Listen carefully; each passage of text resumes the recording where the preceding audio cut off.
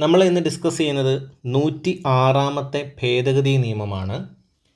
കഴിഞ്ഞ കുറേ പരീക്ഷകളായിട്ട് P S സിക്ക് അത്യാവശ്യം താല്പര്യമുള്ള ഒരു ടോപ്പിക്കാണ് ഈ 106ാമത്തെ ഭേദഗതി. അപ്പോൾ ഇത് നമ്മുടെ കഴിഞ്ഞ സിവിൽ സർവീസിൻ്റെ പ്രിലിംസ് പരീക്ഷയ്ക്കും ഒരു സ്റ്റേറ്റ്മെൻറ്റ് ചോദ്യമായിട്ടുണ്ടായിരുന്നു. അതുകൊണ്ട് തന്നെ ഇനി വരുന്ന LD പരീക്ഷകളിലും ഇനി അങ്ങോട്ടുള്ള പരീക്ഷകളിലെല്ലാം നമുക്ക് ഇതിൽ നിന്നൊരു ചോദ്യം പ്രതീക്ഷിക്കാം. അത്യാവശ്യം ഡീറ്റെയിൽ ആയിട്ട് തന്നെയാണ് നോട്ട്സ് ചെയ്തിരിക്കുന്നത്, നന്നായിട്ട് ശ്രദ്ധിച്ചിരിക്കുക. 106ാമത്തെ ഭേദഗതി 2023, 106ാമത് ഭരണഘടനാ ഭേദഗതി നിയമം 2023. അപ്പോൾ ഇത് പ്രധാനമായിട്ടും വളരെ സിമ്പിളായിട്ട് എന്താ പറയുന്നത്, വനിതാ സംവരണമാണ് ഈ 106ാമത്തെ ഭേദഗതി എന്നതുകൊണ്ട് ഉദ്ദേശിക്കുന്നത്. അപ്പോൾ ഈ വനിതാ സംവരണം എവിടെയൊക്കെയാണ്? ലോക്സഭയിലും എല്ലാ സംസ്ഥാന നിയമസഭകളിലും അതേപോലെ തന്നെ ദേശീയ തലസ്ഥാനമായ ഡൽഹി നിയമസഭയിലും. എവിടെയൊക്കെയാണ്? ലോക്സഭ, നിയമസഭ, സംസ്ഥാന നിയമസഭകൾ, അതേപോലെ ദേശീയ തലസ്ഥാനമായ നമ്മുടെ ന്യൂഡൽഹി നിയമസഭയിലും പട്ടികജാതി പട്ടികവർഗക്കാർക്കായി സംവരണം ചെയ്യപ്പെട്ട സീറ്റുകൾ ഉൾപ്പെടെ, SC/STക്ക് സംവരണം ചെയ്യപ്പെട്ട സീറ്റുകൾ ഉൾപ്പെടെ എല്ലാ സീറ്റുകളുടെയും 33%, അതായത് 1/3 സീറ്റുകൾ സ്ത്രീകൾക്കായി 15 വർഷത്തേക്ക് സംവരണം ചെയ്യുന്നു. അപ്പോൾ ഇതാണ് 106ാമത്തെ ഭേദഗതി എന്ന് പറയുന്നത്. അപ്പോൾ എന്താണ് 106ാമത്തെ ഭേദഗതി? ലോക്സഭ, സംസ്ഥാന നിയമസഭകൾ, അതേപോലെ ഡൽഹിയിലെ നിയമസഭ, ഇവിടെയെല്ലാം സ്ത്രീകൾക്ക് സീറ്റ് സംവരണം എത്ര ശതമാനം? 33%, അല്ലെങ്കിൽ 1/3 സീറ്റുകൾ. എത്ര വർഷത്തേക്ക്? 15 വർഷത്തേക്ക്. ഇത്രയാണ് ഇവിടെ പ്രധാനമായിട്ട് പറയുന്നത്. ഇതിൻ്റെ ഒരു ഇൻട്രൊഡക്ഷൻ മാത്രമാണ്. നമുക്കിനി കൂടുതൽ ഡീറ്റെയിൽസിലേക്ക് പോവാം. 106ാമത്തെ ഭേദഗതി എത്രാമത്തെ ബില്ലാണ്? 106ാമത്തെ ഭേദഗതിക്ക് കാരണമായ ബില്ല് എത്രാമത്തെ? 128ാമത്തെ ഭേദഗതി ബില്ലാണ് 106ാമത്തെ ഭരണഘടനാ ഭേദഗതിയിലേക്ക് നയിക്കുന്നത്.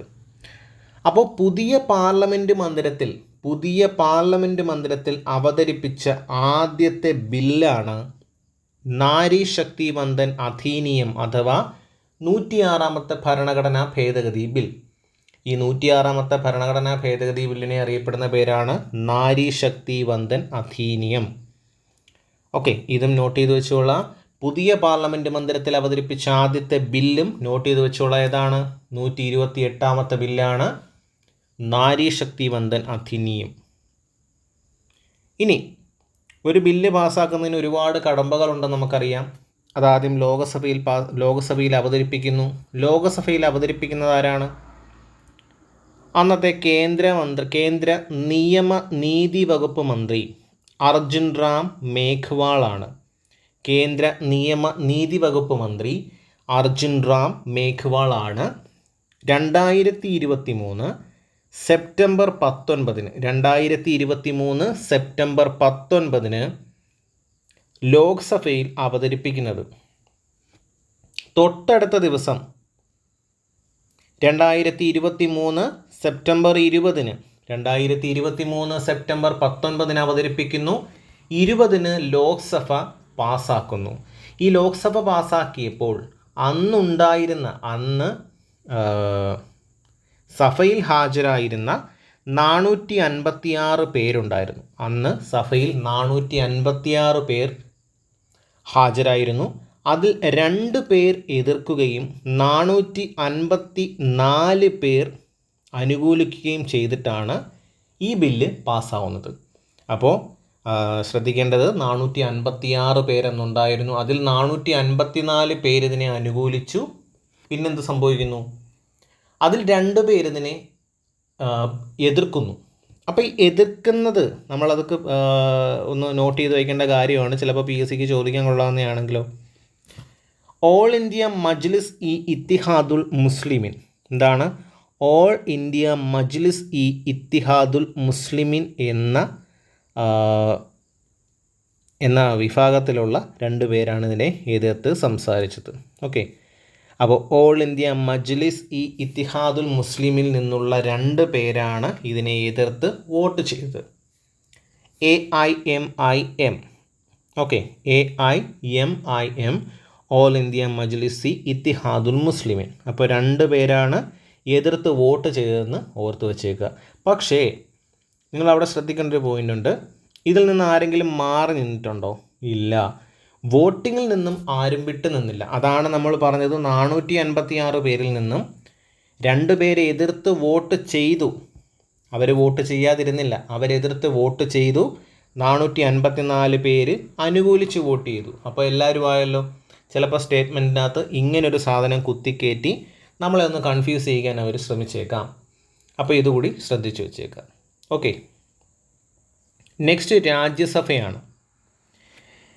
ലോക്സഭ പാസ്സാക്കി. ലോക്സഭയിൽ അവതരിപ്പിച്ചെന്ന സെപ്റ്റംബർ 19, 20 പാസ്സാക്കുന്നു.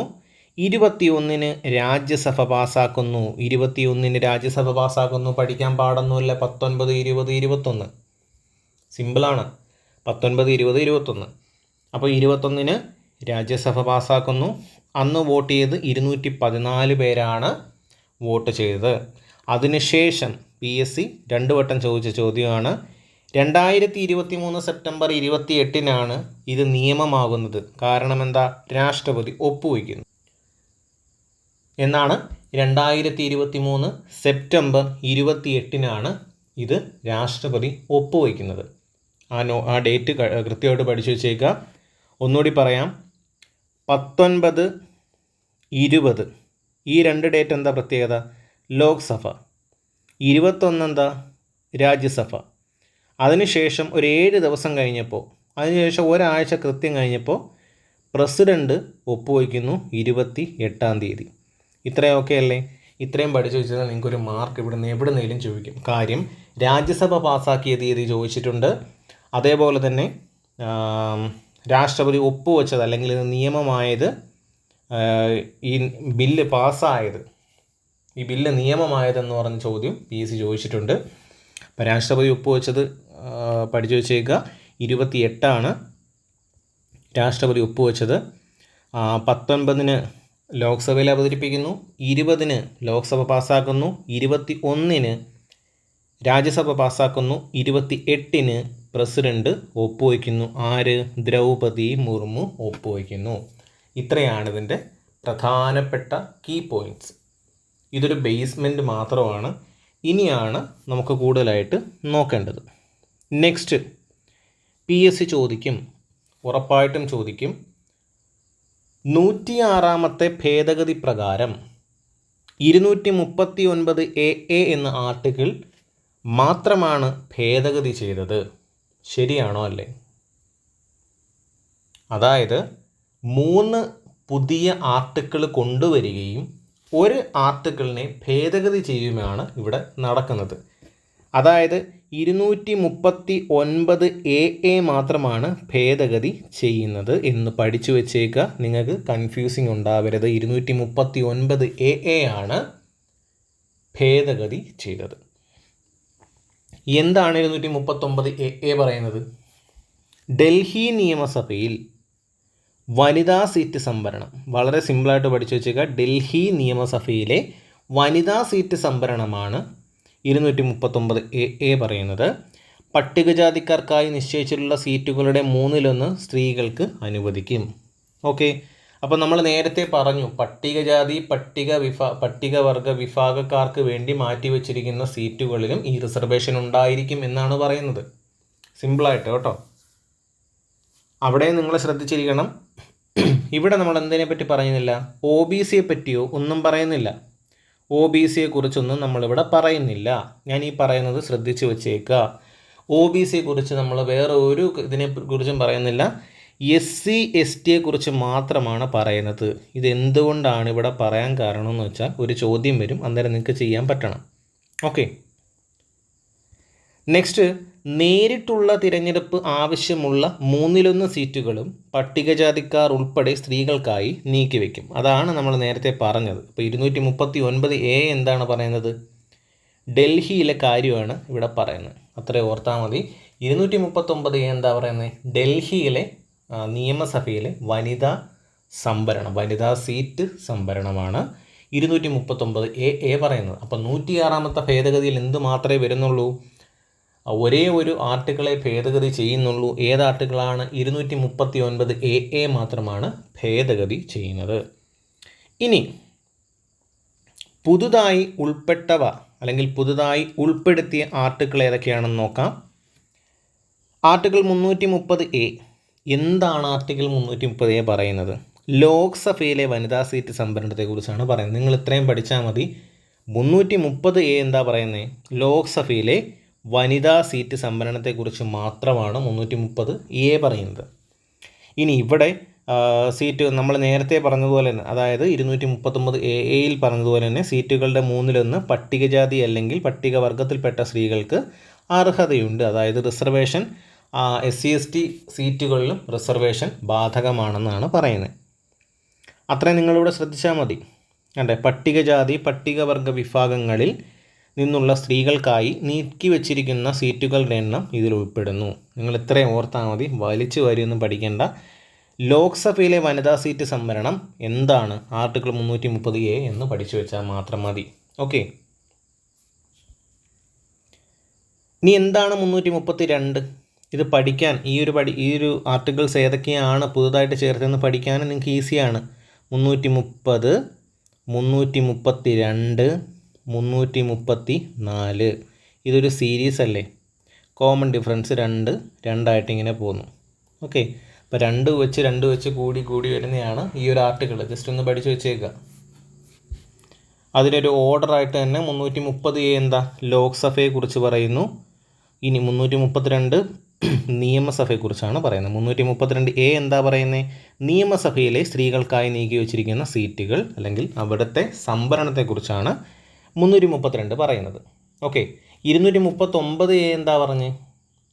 239 പറയുന്നത് ഡൽഹിയിൽ, അത് നമുക്ക് ഭേദഗതി ചെയ്ത ആർട്ടിക്കിളാണ്. പക്ഷേ ഈ 330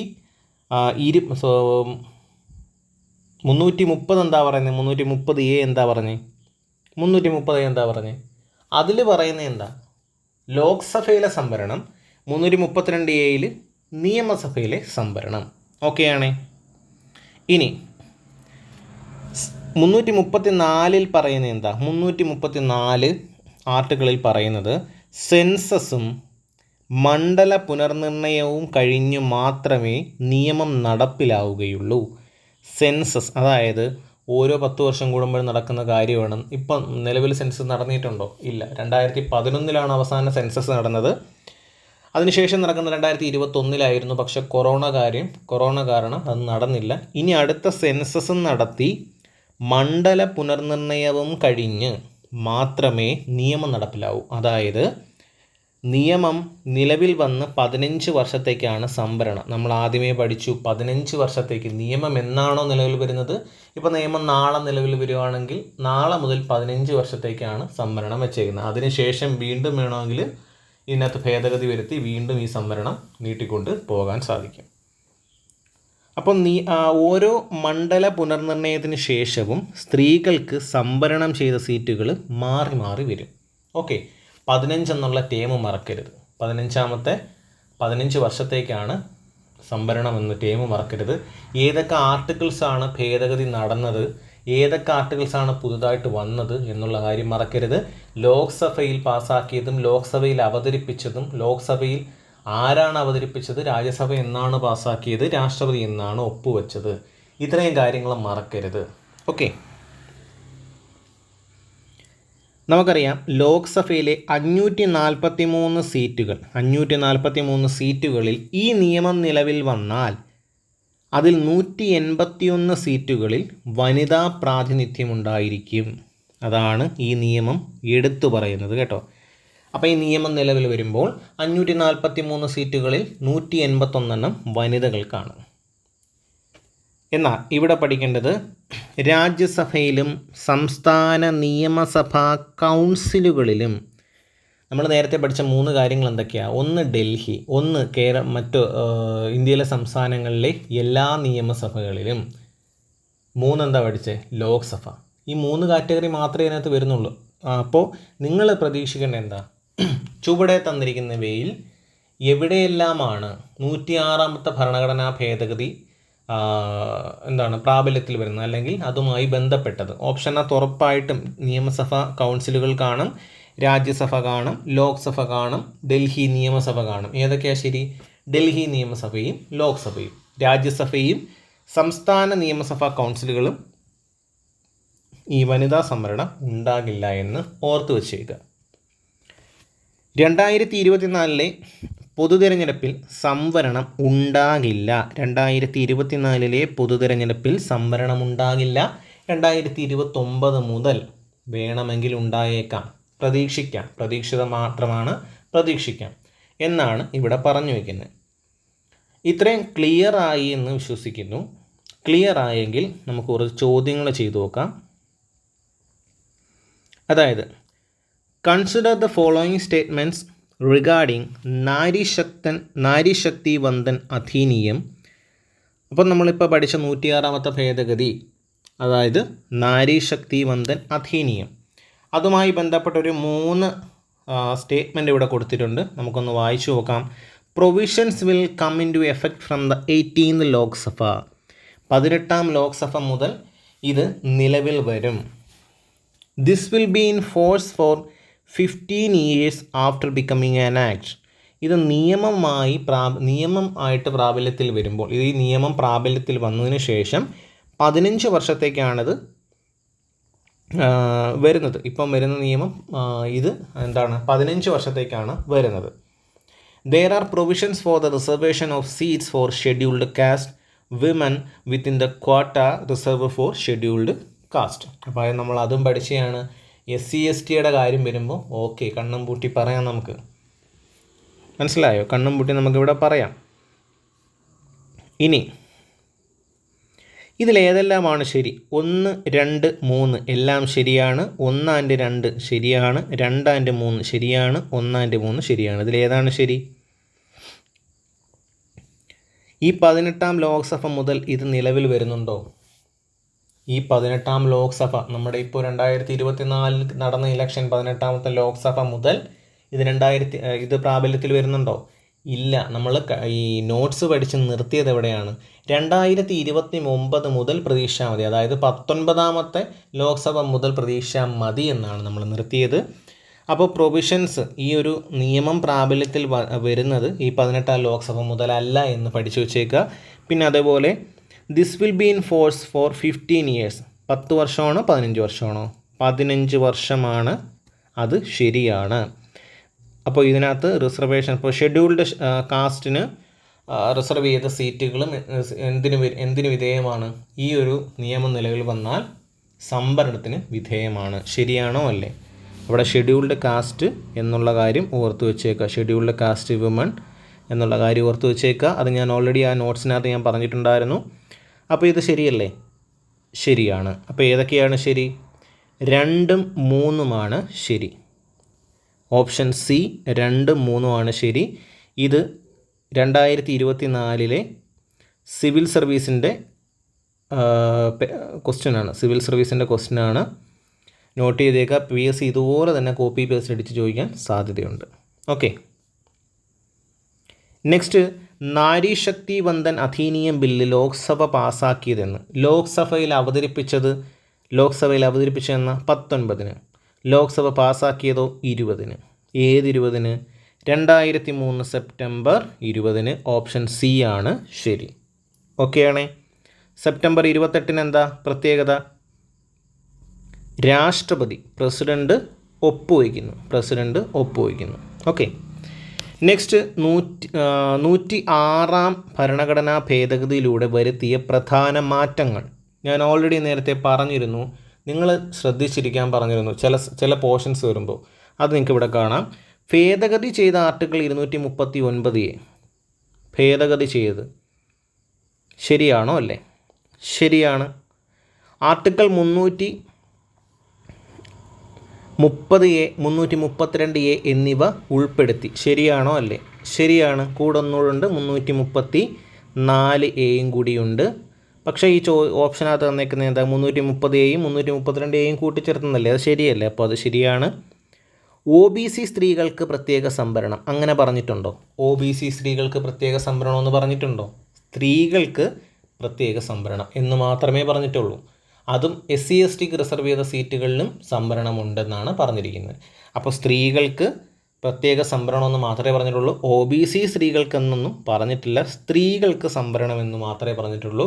അപ്പോൾ ഞാൻ നേരത്തെ പറഞ്ഞല്ലോ, അതും ശ്രദ്ധിച്ചിരുന്നിട്ടുണ്ടെങ്കിൽ നിങ്ങൾക്ക് ഇതും കിട്ടും. 1ഉം 2ഉം മാത്രമാണ് ശരി, 3 തെറ്റാണ്. ഇപ്പോൾ ഓക്കെയാണ്. ഏകദേശം ഒരു എങ്ങനെയൊക്കെ ചോദ്യങ്ങൾ വരാം എന്നുള്ളത് നിങ്ങൾക്ക് മനസ്സിലായി കാണുമെന്ന് പ്രതീക്ഷിക്കുന്നു. ഇനി ഇതിൻ്റെ കുറച്ച് ചരിത്രമുണ്ട്. ആ ചരിത്രം എന്ന് പറഞ്ഞാൽ കുറച്ച് ഡെപ്താണ് എങ്കിലും ജസ്റ്റ് ഒന്ന് ഓടിച്ചു പോവാം. 1971 committee on the status of woman in India 1971 എന്നൊരു കമ്മിറ്റി രൂപീകരിച്ചു. ഇതെന്ന് വെച്ചാൽ എന്താ? ഇന്ത്യയിലെ സ്ത്രീകളുടെ അവസ്ഥകളെക്കുറിച്ച് പഠിക്കാൻ രൂപീകരിച്ചതാണ്. അപ്പോൾ ഇത് രൂപീകരിച്ചത് ആരാണ്? വിദ്യാഭ്യാസ സാമൂഹിക ക്ഷേമ മന്ത്രാലയം. നോട്ട് ചെയ്ത് വെച്ചോണേ. വിദ്യാഭ്യാസ സാമൂഹിക ക്ഷേമ മന്ത്രാലയമാണ് committee on the status of woman in India 1971 നിയോഗിച്ചത്.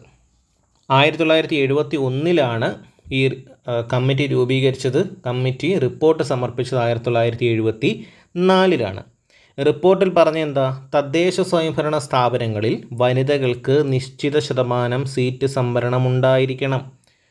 അപ്പോൾ വനിതകൾക്ക് നിശ്ചിത ശതമാനം സീറ്റ് സംവരണം തദ്ദേശ സ്വയംഭരണ സ്ഥാപനങ്ങളിൽ ഉണ്ടായിരിക്കണം എന്നാണ് ഇതിൽ പറയുന്നത്.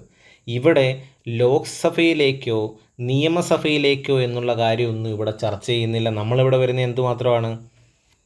തദ്ദേശ സ്വയംഭരണ സ്ഥാപനങ്ങൾ, നമ്മുടെ പഞ്ചായത്ത് തുടങ്ങിയ സ്ഥാപനങ്ങളുടെ കാര്യം മാത്രമാണ് ഇവിടെ ഡിസ്കസ് ചെയ്യുന്നത്.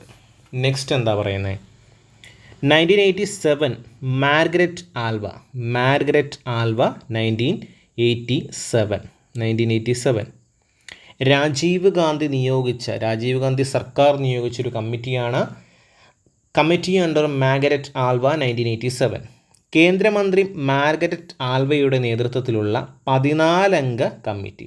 അപ്പോൾ 1987 രാജീവ് ഗാന്ധി സർക്കാർ നിയോഗിച്ച മാർഗരറ്റ് ആൽവയുടെ കീഴിലുള്ള 14-അംഗ കമ്മിറ്റി, അതാണ് കമ്മിറ്റി അണ്ടർ മാർഗരറ്റ് ആൽവ. അപ്പോൾ ഈ ഒരു കമ്മിറ്റി എന്തു പറയുന്നു? തദ്ദേശ സ്വയംഭരണ സ്ഥാപനങ്ങളിലേക്ക് 33% വനിതാ സംവരണ ബിൽ അവതരിപ്പിക്കുന്നു. ലോക്സഭയിൽ പാസ്സായെങ്കിലും രാജ്യസഭയിൽ ഇത് പാസ്സാക്കിയില്ല. അതാണ് അന്നത്തെ സംഭവം. നെക്സ്റ്റ് 1992-93 സമയത്ത് നമ്മുടെ PV നരസിംഹറാവു ഭേദഗതി ബില്ലുകൾ അവതരിപ്പിച്ചു. ഇരു സഭകളും അംഗീകാരം നൽകി. നിയമം നിലവിൽ വരുന്നു. എന്ത് നിയമം? തദ്ദേശ സ്വയംഭരണ സ്ഥാപനങ്ങളിലേക്കുള്ള 33% സംവരണം. ഇനി 1993 ഭരണഘടന 73-74 വകുപ്പുകൾ ഭേദഗതി ചെയ്ത് തദ്ദേശ സ്വയംഭരണ സ്ഥാപനങ്ങളിലെ 1/3 സീറ്റുകൾ വനിതകൾക്ക് സംവരണം ചെയ്യുന്നു. 73-74 ഭേദഗതിയിലൂടെ തദ്ദേശ സ്വയംഭരണ സ്ഥാപനങ്ങളിലെ സീറ്റുകൾ 1/3 സീറ്റുകൾ വനിതകൾക്കായിട്ട് സംവരണം ചെയ്യുന്നു എന്നതാണ് ഈ ഒരു ബില്ലിൻ്റെ പ്രത്യേകത. ഇനി വനിതാ സംവരണം നിയമസഭയിലേക്കുള്ള കാറ്റഗറി വരികയാണ്. നമ്മൾ 1971 പഠിച്ചു, 1987 പഠിച്ചു, 1992-1993 നരസിംഹറാവു വരെ പഠിച്ചു നിർത്തി. നരസിംഹറാവു എന്തിലാണ് കൊണ്ടെത്തിക്കുന്നത്? തദ്ദേശ സ്വയംഭരണ സ്ഥാപനങ്ങളിൽ 33% റിസർവേഷൻ അല്ലെങ്കിൽ 1/3 സീറ്റുകളുടെ വനിതാ റിസർവേഷൻ. ഇനി 1996 Geeta Mukherjee committee. 1996 September 12 HD Deve Gowda സർക്കാർ 81ാം ഭരണഘടനാ ഭേദഗതിയായി വനിതാ സംവരണ ബില്ല് പാർലമെൻറ്റിൽ അവതരിപ്പിച്ചു. 1996 സെപ്റ്റംബർ 12 എച്ച് ഡി ദേവഗൗഡ സർക്കാർ 81-ാം ഭരണഘടനാ ഭേദഗതിയായി വനിതാ സംവരണ ബിൽ പാർലമെൻറ്റിൽ അവതരിപ്പിക്കുന്നു. ഈ bill CPI MP Geeta Mukherjee അധ്യക്ഷയായിട്ടുള്ള സംയുക്ത പാർലമെൻ്ററി സമിതിക്ക് വിട്ടു. അപ്പോൾ ഇങ്ങനൊരു ബില്ല് അവതരിപ്പിച്ചു. അപ്പോൾ അതിനെപ്പറ്റി പഠിക്കാനായിട്ടൊരു സംയുക്ത സമിതിയിലേക്ക് ഇത് അയക്കുന്നു. അതിൻ്റെ ലീഡറാണ് MP ഗീത മുഖർജി. അപ്പോൾ ഗീത മുഖർജി കമ്മിറ്റി 1996 ആണ്. അപ്പോൾ ഈ ഒരു ബില്ലിന് ശേഷം 96 ഡിസംബർ 9 പാർലമെൻ്ററി സമിതി റിപ്പോർട്ട് ലോക്സഭയിൽ അവതരിപ്പിച്ചു. അതിനുശേഷം തുടർ നടപടികളൊന്നും ഉണ്ടായില്ല. തുടർന്ന് വന്ന IK ഗുജ്റാൾ ബില്ലിന് വേണ്ടി പരിശ്രമിച്ചെങ്കിലും ഫലമൊന്നും കണ്ടില്ല. അപ്പോൾ ഇവിടെ മുതലാണ് നിയമസഭയിലേക്കുള്ള ഈ റിസർവേഷൻ്റെ ബില്ലുകളുടെ ഒരു ചരിത്രം സ്റ്റാർട്ട് ചെയ്യുന്നത് 1996 മുതലാണ്. അതിനുശേഷം വരുന്ന നമ്മുടെ AB വാജ്പേയി സർക്കാർ 1998 ജൂൺ 4 NDAയുടെ നേതൃത്വത്തിൽ NDA സർക്കാരിൻ്റെ നേതൃത്വത്തിലുള്ള സർക്കാർ, നമ്മൾ നേരത്തെ പഠിച്ച ഭേദഗതി 81 ഇപ്പോൾ ഇവിടെ 84-ാം ഭേദഗതി ആയി വനിതാ സംവരണ ബിൽ പാർലമെൻറ്റിൽ അവതരിപ്പിച്ചെങ്കിലും ഏറെ വൈകാതെ NDA നേതൃത്വത്തിലുള്ള സർക്കാർ ന്യൂനപക്ഷമാവുകയും സർക്കാർ പിരിച്ചുവിടുകയും ചെയ്തതുകൊണ്ട് അത് പാസ്സാക്കാൻ നടന്നില്ല. 1999 നവംബർ 22 NDA സർക്കാർ ബില്ല് വീണ്ടും പാർലമെൻറ്റിൽ അവതരിപ്പിച്ചു. സമവായമുണ്ടാകാത്തതിനെ തുടർന്ന് 2002-ലും 2003-ലും ബില്ല് വീണ്ടും അവതരിപ്പിച്ചു. ഈ 2 തവണയും ഈ ഒരു പരിശ്രമം പരാജയപ്പെട്ടു.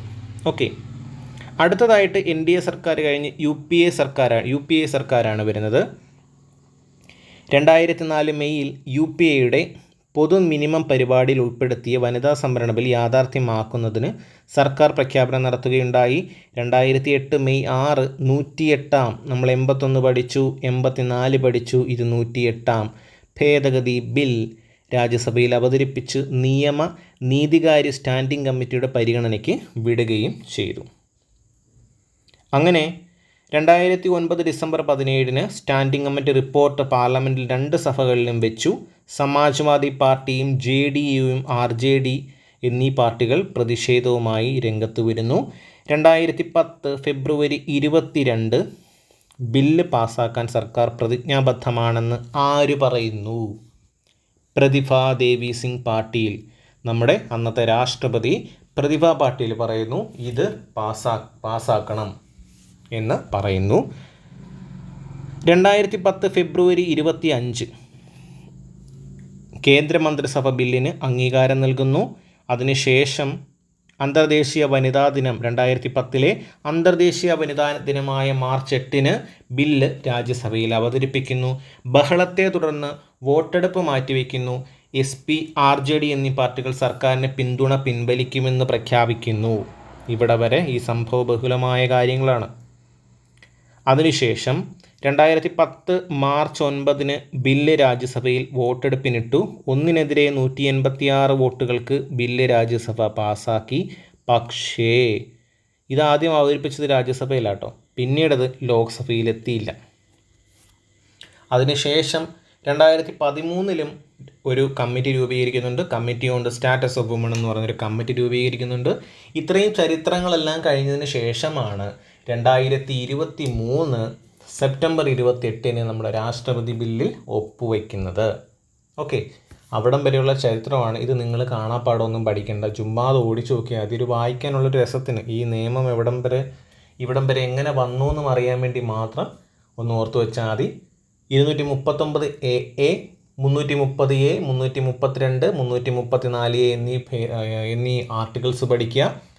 ഇതിൽ 3 മാത്രം പുതുതായിട്ട് വന്നു, 1 മാത്രം ഭേദഗതി ചെയ്യപ്പെട്ടു. ഇനി രാഷ്ട്രപതി ഒപ്പിട്ട തീയതി, ലോക്സഭയിൽ അവതരിപ്പിച്ച തീയതി, ലോക്സഭ പാസ്സാക്കിയ തീയതി, രാജ്യസഭ പാസ്സാക്കിയ തീയതി, ഇവയെല്ലാം വ്യക്തമായിട്ട് പഠിക്കുക. അതുപോലെ തന്നെ 18-ാം ഇനി വരുന്ന 2029 മുതൽ വേണമെങ്കിൽ പ്രതീക്ഷിക്കാം.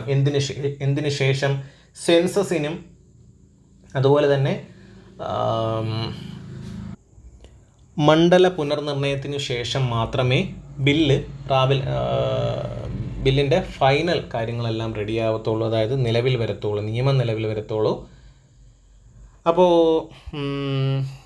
ഈ ബില്ല് അവതരിപ്പിച്ചപ്പോൾ 2010 രാജ്യസഭ പാസ്സാക്കിയ ബില്ലിന് പകരം പുതിയ ബില്ലാണ്, ആ പഴയ ബില്ല് അവിടെ പോയി പുതിയ ബില്ലാണ് ഇപ്പോൾ അവതരിപ്പിച്ചതെന്നാണ് കേന്ദ്ര സർക്കാർ ലോക്സഭയിൽ പറഞ്ഞത്.